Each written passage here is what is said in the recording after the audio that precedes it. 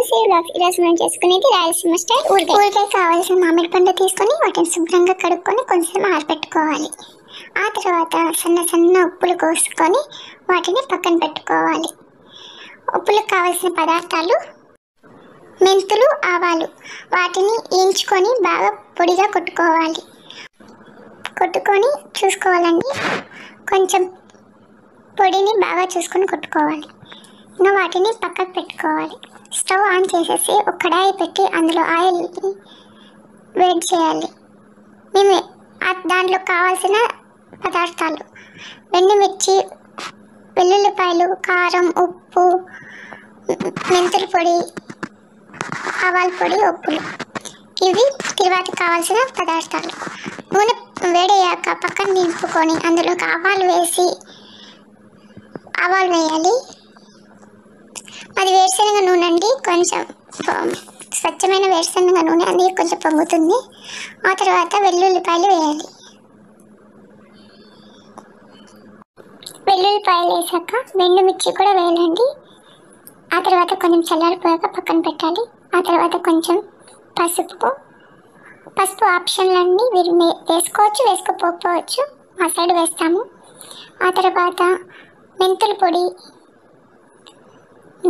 Mixie చేసుకున్నాం కదా, మెంతుల పొడి, ఆవాల పొడి వేసుకోవాలి.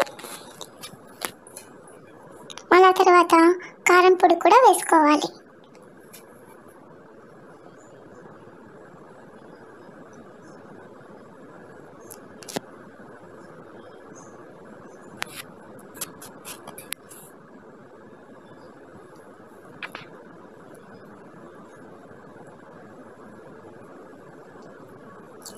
బాగా మిక్స్ చేసుకోవాలండి, ఉంటలు లేకుండా.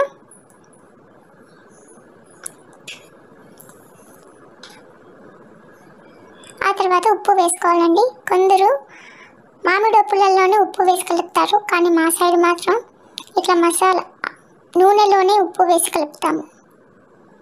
ఆ తర్వాత ఒక డబ్బా తీసుకొని అందులోకి ఉప్పులు వేసి ఈ మసాలా మొత్తం వేసి మిక్స్ చేయాలండి.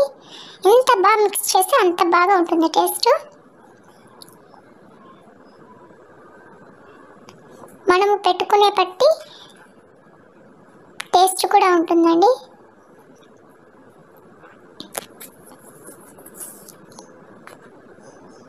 చాలా బాగుంటుందండి.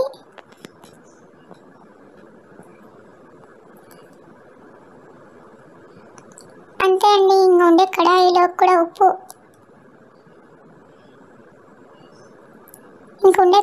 కూడా ఉప్పులు వేసేసి మిక్స్ చేయడమే. అంతే అండి, చాలా ఈజీగా చేసుకోవచ్చు ఈ ఊరగాయని. రాయలసీమ ఊరగాయ ఇది, రాయలసీమ స్టైల్ ఊరగాయ అండి.